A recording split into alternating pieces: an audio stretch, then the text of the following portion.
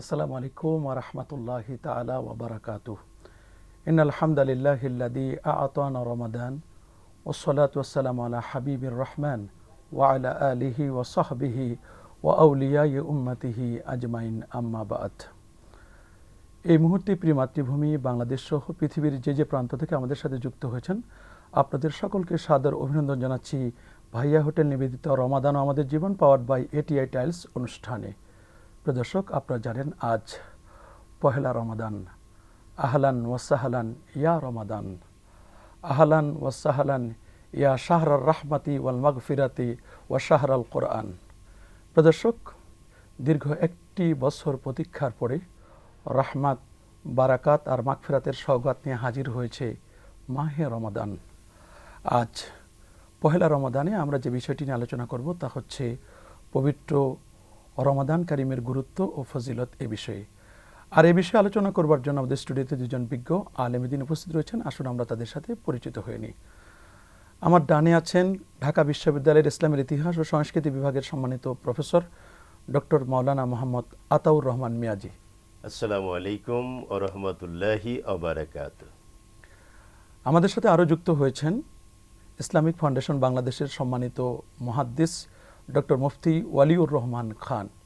আসসালামু আলাইকুম ওয়া রাহমাতুল্লাহি ওয়া বারাকাতুহু। ওয়ালাইকুম আসসালাম ওয়া রাহমাতুল্লাহ। কেমন আছেন আপনারা? আলহামদুলিল্লাহ ভালো। আলহামদুলিল্লাহ, আপনি কেমন আছেন? জি আলহামদুলিল্লাহ ওয়া শুকরিল্লাহ। প্রিয় দর্শক, আমরা সরাসরি আমাদের অতিথিদের কাছ থেকেই আমরা বক্তব্য শুনব। আমরা প্রথমে জানব ডক্টর আতাউর রহমান মিয়াজি ছাড়া আপনি জানেন যে আল্লাহ সুবহানাহু ওয়া তাআলা মাহে রমাদান আমাদেরকে দান করেছেন এবং এটি সাহাবায়ে কেরাম রিদওয়ানুল্লাহি তাআলা আলাইহিম আজমাইন তারা তো 6 মাস পর্যন্ত অপেক্ষা করতেন। প্যারা নবী রাসূল আকরাম সাল্লাল্লাহু আলাইহি ওয়াসাল্লামা তিনি তো প্রায় 2 মাস আগ থেকে দোয়া করার জন্য আমাদেরকে তাগিদ দিয়েছেন এবং সেই রমাদান কারিমের যে 3টি প্যাকেজ রহমত, বারাকাত, মাগফিরাত, প্রথম দশক হচ্ছে রাহমাতের, মধ্য দশক প্রথম দশক রহমতের, মধ্য দশক মাগফিরাত এবং শেষ দশক হচ্ছে জাহান্নামের আগুন থেকে মুক্তির। এবং এই রমজানে আল্লাহ তাআলা সওয়াবগুলোকে মাল্টিপল করে দেন। একটি ফরজ অন্য সময় 70টি ফরজের সমান এবং একটি নফল অন্য সময়ের একটি ফরজের সমান সওয়াব আল্লাহ পাক রব্বুল দান করেন। তা আপনি কি কোরআন এবং সুন্নাহর আলোকে মাহে রমাদানের গুরুত্ব এবং তাৎপর্য নিয়ে যদি বলতেন প্লিজ।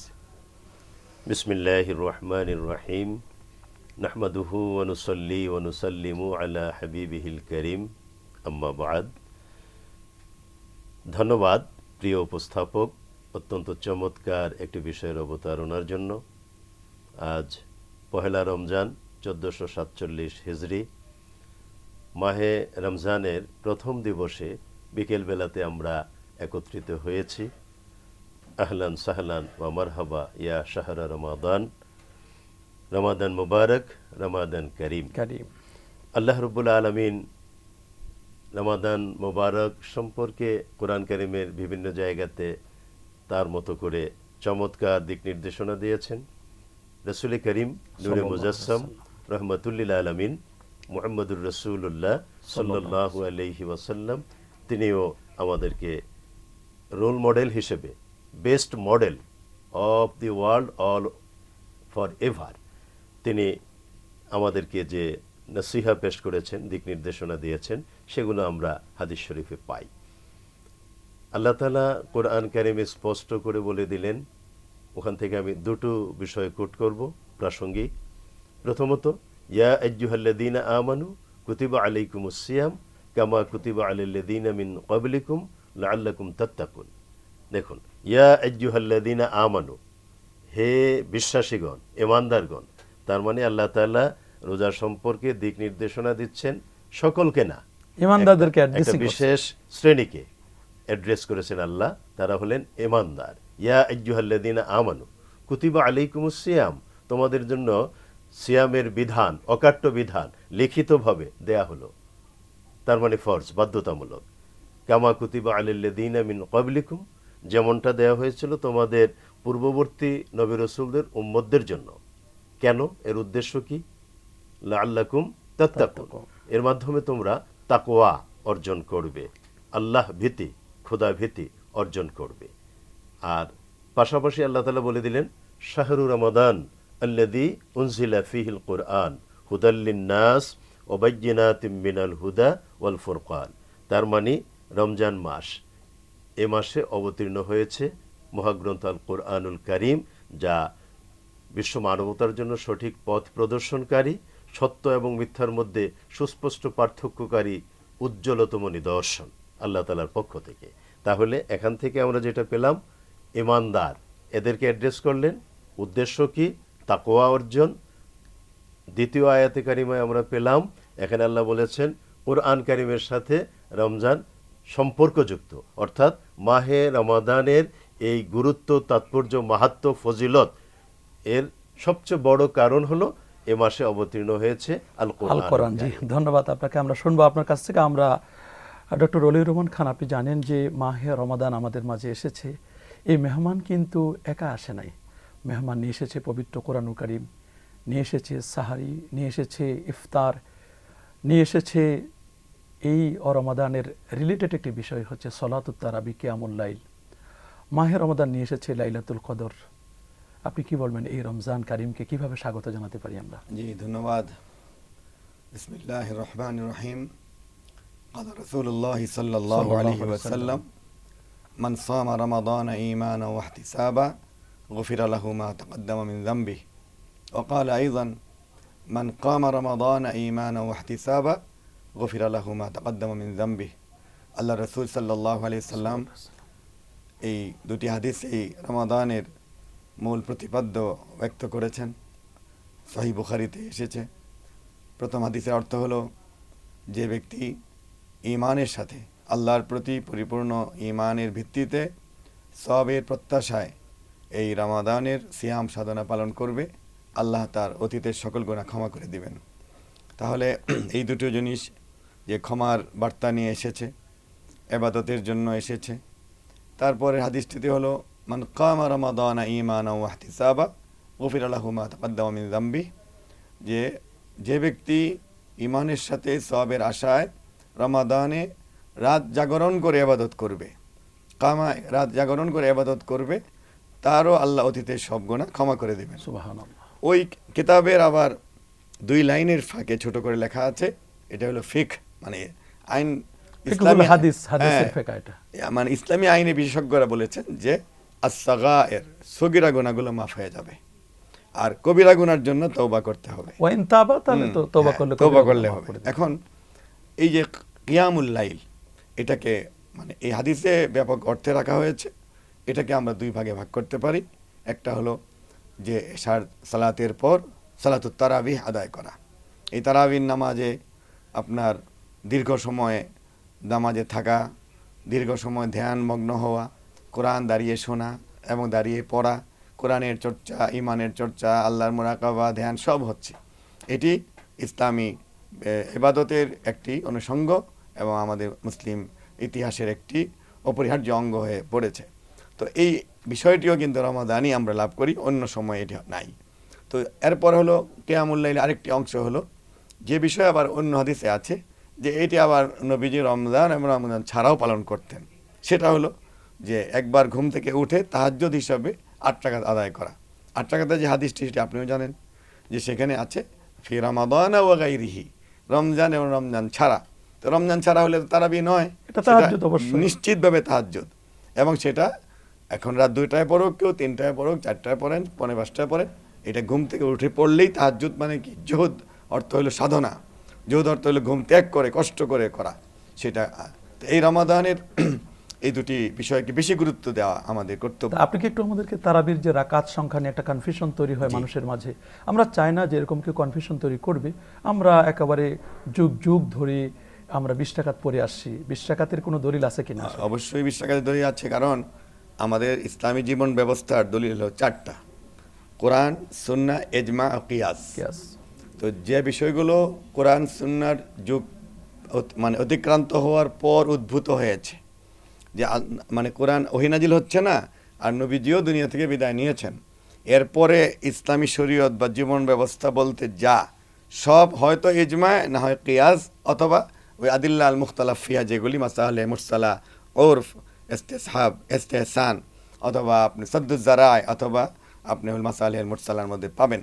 তো সেই দ্বিতীয় দলিলটা হলো ইজমা। ইজমার দ্বারা, অর্থাৎ ওমর রাদিয়াল্লাহু তাআলা আনহু, বুখারীতে হাদিসটি আছে তিনি মসজিদে গিয়ে দেখলেন একদিন, সাথে আরও সাহাবায়ে কেরাম ছিলেন, যে এই যে সালাতু তারাবি বিচ্ছিন্নভাবে পড়ছে মানুষ, এখানে 10 জন, এখানে 20 জন, এখানে 50 জন। উনি বললেন যে এটি কেন, আমি চাচ্ছি যে এরা সবাই এক জামাতে আদায় করবে। এরপর তিনি ঘোষণা দিলেন এবং তখন সমস্ত সাহাবায়ে কেরাম এর মধ্যে একমত হয়ে গেলেন যে তারাবি সালাত জামাতে পড়বে এবং সেখানে 20 রাকাত পড়া হবে। এবং তিনি এশার ইমামতি করলেন, তারাবির 20 রাকাত আদায় ইমামতি করতেন উবাই ইবনে কাব, এবং শেষে আবার ভিতরের ইমামতি উমর রাদিয়াল্লাহু আনহু করেছেন। এবং এর পরবর্তীতে তিনি এই দৃশ্যটি দেখে, সেটাও বুখারীতে এসেছে, যে আমার খুবই আনন্দ লাগছে যে মুসলিম উম্মাকে আমি একটি জামাতে তারাবির মধ্যে আমি প্রতিষ্ঠিত করে গেলাম। এরপর থেকে এটা চলে এসেছে আজও পর্যন্ত। মাঝখানে একটু বলতে হবে, করোনাকালে যখন দেখা গেল যে মুসল্লিদের জীবনের প্রতি হুমকি, তো ইসলামী শরিয়া কিন্তু 5টা বিষয়ের জন্য এসছে। একটা হলো হিফজুন নাফস, জীবনের রক্ষা, সুরক্ষা। এরপরে হিফজুল দিন, দিনটা হলো দ্বিতীয়তে। এরপরে হিফজুল মাল, হিফজুল আকল, হিফজুল নাসল, মানে মানুষের সম্পদ রক্ষা, মানুষের বুদ্ধি বিবেক রক্ষা এবং বংশধারার রক্ষা। তো হিফজুল নাফসের যখন প্রশ্ন যে মানুষ মানে আক্রান্ত হবে, মারা যাবে, জীবন বিপন্ন হওয়ার তখন ওই হাদিসেরই কোনো জায়গায়, যেহেতু আল্লাহ রসুলের বিভিন্ন পড়ার আছে, রেওয়াজ ছিল, তিনি যেহেতু আমাদের মতো সাধারণ উম্মত নন, তিনি নবী, তিনি তারাবি পড়িয়ে ইয়াদ রক্ষা করবেন বা তার কেউ লুকমা দিবে, এরকম ব্যবস্থা আল্লাহ চান নাই। আল্লাহ তাকে ব্যবস্থা করেছেন, তিনি 2 দিন তারাবি সবার সঙ্গে পড়ে তারপর তিনি একাকী পড়েছেন। মানে জিবরিল আলাইহিস সালাম তাকে কোরআন শোনাতেন, যেটা বুখারীতে আছে, মানে মুদারাসাতুল কোরআন, জিবরিল শোনাতেন, নবীজি শুনতেন, আবার নবীজি তিলাওয়াত করতেন, জিবরিল আমিন শুনতেন। ওই জায়গাগুলি আমি শেষ করব আধা মিনিটে। ওই জায়গাগুলিতে নবীজি 10 রাকাত পড়ার বিধান আছে। সেই থেকে বলা হয়েছে যে কোনো বিপদ হলে বা কেউ যদি 10 রাকাত পড়ে তাহলে চলবে। এটার উপরেই আমল চলছিল মক্কা মদিনার এই গত 3-4 বছর। পরে আবার ওলামায়ে কেরাম সেখানে আরেকটা নতুন বিষয় সংযোজন করলেন, যে এই 20-30-40 লক্ষ মানুষকে মানে ইফতার করানো, নিরাপত্তা দেওয়া, পরিচ্ছন্নতা, এই মসজিদকে একটা কঠিন চ্যালেঞ্জ হয়ে পড়েছে।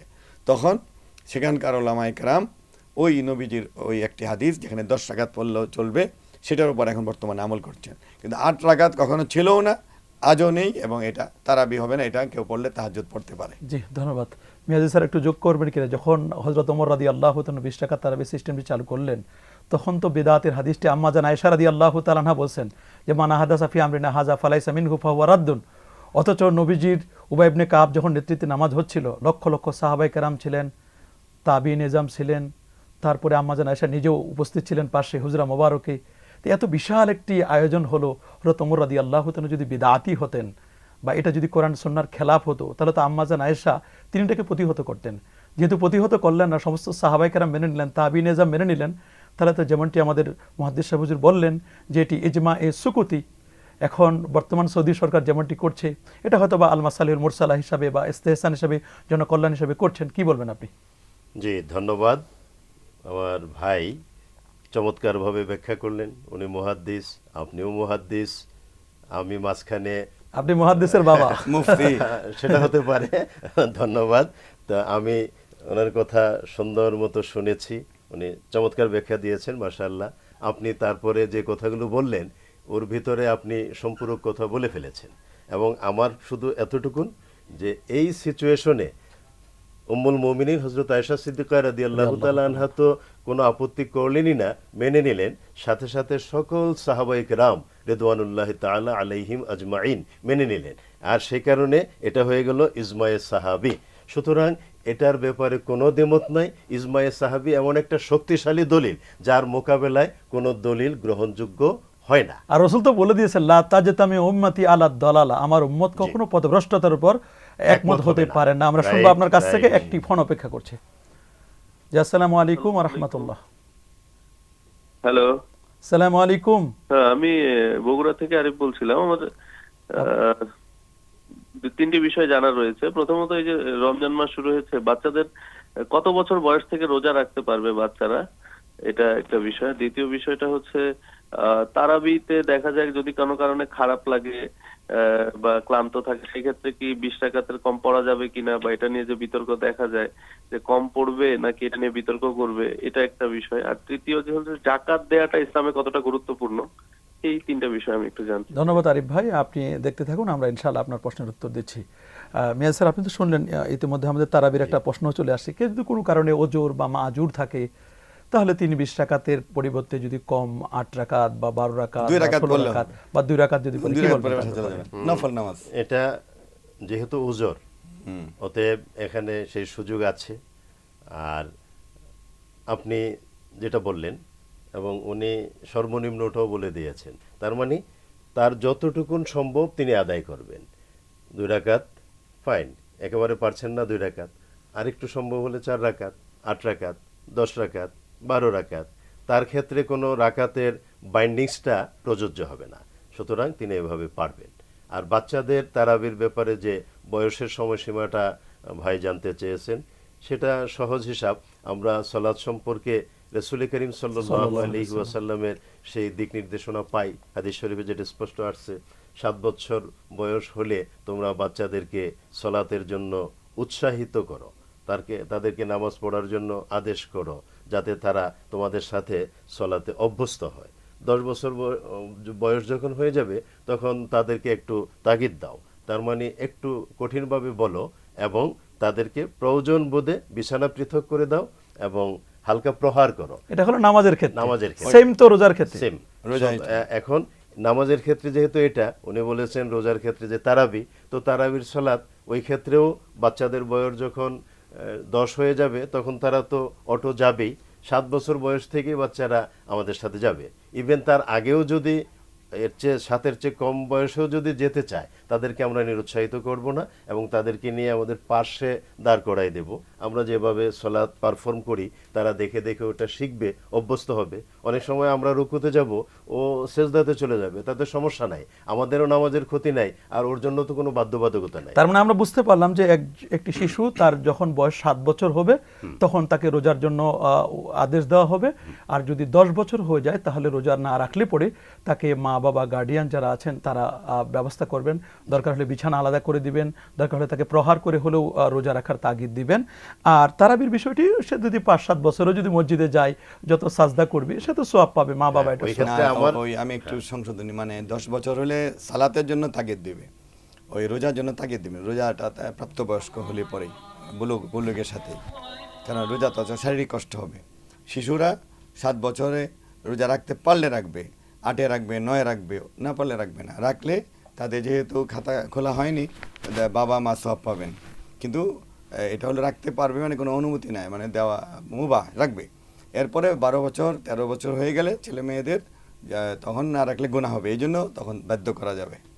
মানে মূল বিষয়টা হলো বুলুগিয়াত আসতে সালাতের ক্ষেত্রে ওটা, আর তারাবির ক্ষেত্রেও একই সিস্টেম, বাট রোজার ব্যাপারে ক্ষেত্রে যখন তারা তখন বালেগ বালেগ হয়, প্রাপ্তবয়স্ক হয়। প্রাপ্তবয়স্ক হলে আর আরেকটা বিষয় হলো বাচ্চাদের এই যে আমরা মসজিদে আনা নেওয়া করি তাদের উৎসাহ দেওয়ার জন্য, অনেকে এটাকে অন্য নজরে দেখে, এমনটা যাতে না হয়, বরং ওদেরকে সর্বোচ্চ প্রায়োরিটি দিয়ে ওরা প্রয়োজন বোধে আমরা নামাজে দাঁড়াবো, আমাদের মাঝখানে যে কি বলে কাতার, 2 কাতারের মাঝখানে যে খালি জায়গা আমরা রুকু সেজদা করি, ওই জায়গাটাতে দরকার হলে ওরা মাঝে মধ্যে দৌড়াবে, এতে আমাদের নামাজের ক্ষতি হবে না। বরং ওদেরকে আমরা বলবো, বাবা এটা নামাজের সময় এরকম না দৌড়ানো ভালো, আমরা যেভাবে পারফর্ম করি তোমরা ওইভাবে করো, এতে করে ওরা অভ্যস্ত হয়ে ছোট যাবে। সোনামণিদেরকে মসজিদে নিয়ে আসলে এদেরকে কন্ট্রোলে রাখতে হবে এবং নামাজের আদব কায়দা শেখাতে তাদেরকে শিখাতে, মসজিদের আদবটা শিক্ষা দিতে হবে।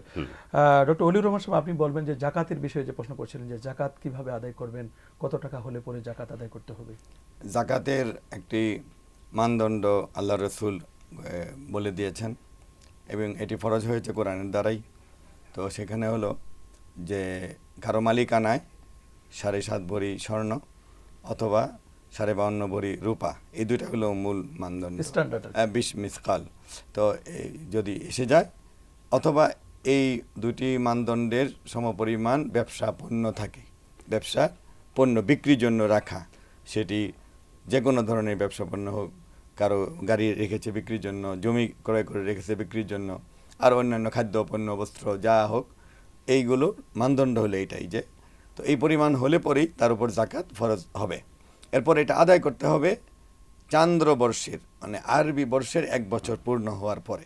এখন কারো যদি মনে করুন 1 রজব তার 7.5 ভরি স্বর্ণ পরিমাণ স্বর্ণ আছে হয়ে গেছে, অথবা এই পরিমাণ নগদ টাকা হয়েছে, সেটা বাংলাদেশি টাকাই হোক আর ডলার দিয়েই হোক, অথবা তার ব্যবসা পণ্যটা এই পরিমাণ হয়ে গেছে, তাহলে পরবর্তী রজব মাসের প্রথম দিনটাই হলো তার জাকাত আদায়ের বর্ষ।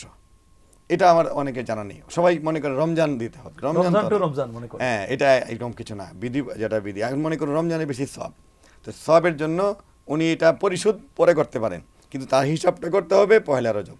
হিসাব যথাসময়ে। হ্যাঁ, যেমন একটা মেয়ের বিয়ে হলো মনে করেন পহেলা মুহররম, বিয়েতে সে 8 ভরি স্বর্ণ পেল, তাহলে এই মেয়ের 8 ভরির মালিক হওয়ার কারণে এই পহেলা মুহররম হলো তার জাকাত বর্ষ। পরবর্তী পহেলা মুহররমের আগে যদি সেই মহিলা মারা যান, জাকাত দিতে হবে না, মানে সে জাকাতের দায় নেই। আর যদি পহেলা মুহররম অতিক্রান্ত হওয়ার পরে মারা যান, তাহলে জাকাতের দায় তার রয়ে গিয়েছে। এখন এই মানদণ্ড নিয়ে অনেকেই কনফিউশন তৈরি করে যে আমরা কি স্বর্ণকে মানদণ্ড স্ট্যান্ডার্ড ধরবো নাকি রৌপ্যকে ধরবো? স্বর্ণকে ধরা যাবে, যেহেতু আল্লাহ রসুল দুটোটাই বলেছেন ধরা যাবে। আবার কেউ যদি মনে করেন যে না, আমি মানে নবীজির একটা ব্যাখ্যা তিনি বলছেন যে মা ইয়ানফা আলিল ফুকারা, যে দরিদ্র মানুষের বেশি উপকার হয় যে মানদণ্ড, সেটা ধরো। সেই হিসাবেই কিন্তু রূপার উপর কথাটা এসেছে, যে আমরা যারা ধনী হয়ে গিয়েছেন সমাজে, আল্লাহ তো তাদেরকে অনেকভাবে অনেক কিছু দিচ্ছেন, তাহলে আমি রূপার মানদণ্ডটা ধরলে দেখা গেল যে জাকাত দাতার সংখ্যা বেড়ে গেল এবং মানুষের উপকারের মাত্রাটা বেড়ে গেল। এটা এখতিয়ার আছে। কেউ যদি বলেন যে না, রূপার দাম এত কম, 900 টাকা ভরি, তাহলে এখন আপনার 40,000 টাকা হলেই জাকাত হয়ে যাচ্ছে। এখন তো আর 900 না, এখন তো 5,000-5,500 টাকা হয়ে গেছে। আমি জানি না কি অবস্থা, তো অনেক মানে দুইটা ওই সময়ে হয়তো সমান সমান ছিল, 7.5 আর 5.5। এখন স্বর্ণ অনেক বড় হয়ে গিয়েছে। এখন যেহেতু শরীয়ত বলেছে, কেউ যদি মনে করেন যে না, আমি স্বর্ণের নেশাব হলেই আমি জাকাত দাতা হিসেবে ধরতে পারেন, এটা বাধা দেওয়া যাবে না, কারণ শরীয়তটা তো এরকম বিষয়টাই। সেই ক্ষেত্রেও ধরুন আপনি এখন স্বর্ণের দাম ধরে যদি কেউ মনে করেন যে আমি এই পরিমাণ ধনী হলে দিব, তিনি এটা দিতে পারেন, কিন্তু মানুষের উপকারের জন্য রূপার হিসাবে মালিকানা ধরে দেওয়া। কারণ এখানে তো এই জাকাত গ্রহীতার মানদণ্ড তো এটাই। আপনি এখন জাকাত গ্রহীতা খুঁজে পাওয়াই তো কঠিন হয়ে যাবে। দেখা যাবে যে 60-70 হাজার টাকা বা লাখ টাকা অনেকের কাছে সারা বছরই থাকে, কিন্তু সে আবার অভাবী, একটা চিকিৎসা করাতে পারে না, মেয়ে বিয়ে দিতে পারছে না, তার একটা ঘর নেই, কিন্তু সে রিক্সা চালক, এরকম 60-70 হাজার টাকা তার রান করতেছে। তাহলে একটু দেখতে হবে যে তাহলে এই লোকটাও তো দরিদ্র, এবং জাকাতের যে উদ্দেশ্য দরিদ্র বিমোচন, তাহলে আমরা কি তাকে দেব না? এটা এগুলি চিন্তা করে এই জন্য বলা হয় যে ওই স্বর্ণের হিসাবটা ধরলে এর নিচে যে সেই গরিব তাকে দিয়ে দেওয়া যাবে। তার মানে স্ট্যান্ডার্ডটা সুযোগ রয়েছে আমার, আমি ইচ্ছা করলে স্বর্ণটাকে ধরতে পারি আর ইচ্ছা করলে রৌপ্যটাকে ধরতে পারি, তবে আনফাউলিল ফুকারা, যেখানে গরিবদের উপকার রয়েছে, কল্যাণ রয়েছে, সেটা ধরলে আমাদের সব বেশি হবে, আমরা প্রায়োরিটি দিব, এই বিষয়টাকে আমরা গুরুত্ব দিব ইনশাআল্লাহ, সব বেশি হবে। জি প্রিয় দর্শক, এই পর্যায়ে আমরা একটি বিজ্ঞাপন বিরতিতে যাচ্ছি। আপনারা দেখছেন এটিআই টাইলস নিবেদিত হোটেল, ভাইয়া হোটেল নিবেদিত রমাদান আমাদের জীবন, পাওয়ার্ড বাই এটিআই টাইলস। আমরা এই পর্যায়ে বিজ্ঞাপন বিরতিতে যাচ্ছি, ফিরছি খুব শীঘ্রই, আশা করছি আপনারা আমাদের সাথেই থাকবেন।